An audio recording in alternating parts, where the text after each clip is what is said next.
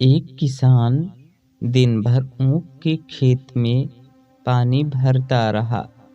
वह जब शाम को खेत को देखता तो सारा का सारा पानी खेत के बिलों में सूख जाता और खेत में जरा सा भी पानी नहीं दिखाई पड़ता। यह सब पानी जमीन के छेदों द्वारा सोख लिया जाता। उसी प्रकार जो भक्त अपने मन में कीर्ति, सुख, संपत्ति, पदवी आदि विषयों की चिंता करता हुआ ईश्वर की पूजा करता है, वह परमार्थ के मार्ग में कुछ भी उन्नति नहीं कर सकता। उसकी सारी पूजा वासना रूपी बिलों द्वारा सौंप ली जाती है और जन्म भर पूजा करने के बाद वह व्यक्ति देखता है कि उसकी हालत जैसे पहले थी वैसे ही अब भी है। तरक्की कुछ भी नहीं हुई है। आराधना के समय उन लोगों से हमेशा दूर रहो जो भक्त और धर्मनिष्ठ लोगों का उपहास या मजाक बनाते हैं। दूध और पानी को मिलाने से वे मिल जाते हैं। इसी प्रकार जो भक्त अपनी उन्नति के मार्ग में है, वह सांसारिक लोगों से आसानी से मिल जाता है, तो वह अपने ध्येय को भूलकर पहले के जैसा हो जाता है और उसकी श्रद्धा, प्रेम, उत्साह धीरे धीरे लोप हो जाते हैं। जिस प्रकार मुंह से उगला हुआ भोजन दोबारा खाने योग्य नहीं रह जाता, उसी प्रकार व्यक्तियों द्वारा रचित वेद, मंत्र, तंत्र, पुराण आदि सब उच्छिष्ट हो गए हैं, जिन्हें बार बार दोहराया गया है।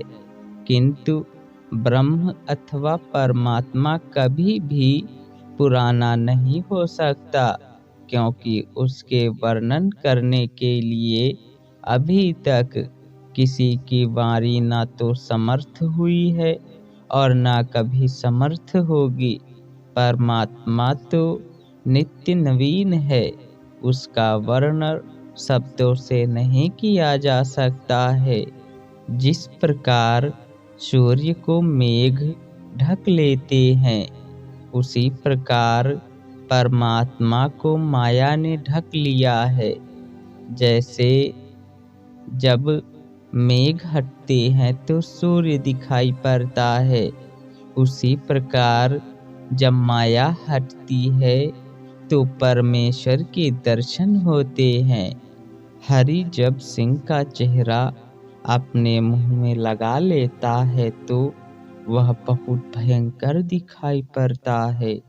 उसको लगाए हुए वह अपनी छोटी बहन के पास जाता है और किलकारी मारकर उसे डराता है।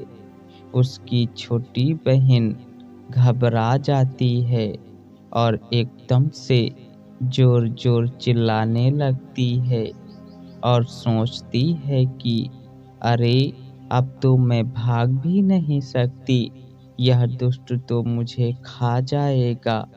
किंतु हरि जब सिंह का चेहरा उतार डालता है तो बहन अपने भाई को पहचान लेती है और उसके पास जाकर प्रेम से कहती है, अरे, यह तो मेरा प्यारा भाई है। यही दशा संसार के मनुष्यों की भी है। वे माया के झूठे जाल में पड़कर घबराते और डरते हैं, किंतु माया के जाल को काटकर जब वे ब्रह्म के दर्शन कर लेते हैं तो उनकी घबराहट और उनका डर छूट जाता है। उनका चित्त शांत हो जाता है और परमात्मा को हवा न समझकर वे अपनी प्यारी आत्मा समझने लगते हैं। जीवात्मा और परमात्मा में क्या संबंध है? पानी के प्रवाह में तख्ते को तिरछा डाल देने पर वह पानी को दो भागों में काट देता है और पानी के दो भाग दिखाई पड़ते हैं। उसी प्रकार ब्रह्म अभेद्य होता हुआ भी माया के कारण दो दिखाई पड़ता है, एक जीवात्मा और दूसरा परमात्मा। वास्तव में दोनों एक ही चीज हैं। पानी और बुलबुला दोनों एक ही चीज हैं। बुलबुला पानी से बनता है, पानी में तैरता है और अंत में फूटकर पानी में ही मिल जाता है। उसी प्रकार जीवात्मा और परमात्मा एक ही चीज है। भेद केवल इतना है कि एक छोटा होने से सीमित है और दूसरा अनंत है।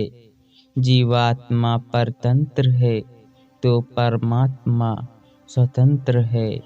समुद्र का पानी दूर से गहरा और नीला दिखाई पड़ता है, किंतु पास जाकर देखने से वह साफ और निर्मल दिखाई पड़ता है। उसी प्रकार श्री कृष्ण दूर से नीले दिखाई पड़ते हैं, किंतु वास्तव में वे ऐसे नहीं हैं।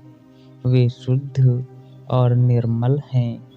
जिस प्रकार एक बड़ा और प्रचंड शक्ति का जहाज समुद्र पर छोटी छोटी नावों को खींचता हुआ बड़े वेग से चलता है, उसी प्रकार ईश्वर का जब अवतार होता है तो वह बड़ी सुगमता के साथ हजारों स्त्री पुरुषों को माया के समुद्र से पार करवा कर स्वर्ग पहुंचाता है।